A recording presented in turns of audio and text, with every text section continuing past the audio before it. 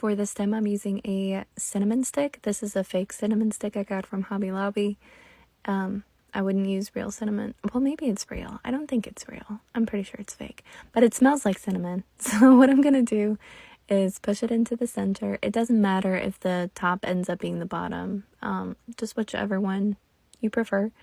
And now I'm going to cut it. And this is what you should not do.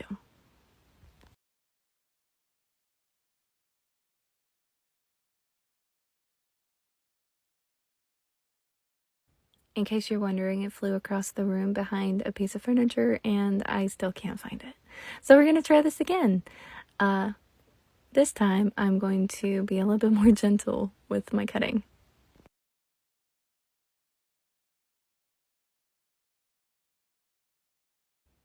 At first I was upset that these pieces are broken, but it actually ends up working in my favor because you can just make them fit a little bit better.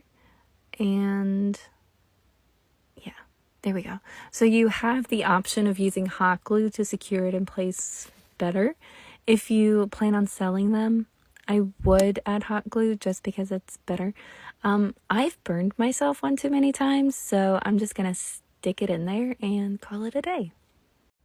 But this is how you make a pumpkin. I hope you enjoyed this video as much as I enjoyed making it, and thank you so much for sticking around.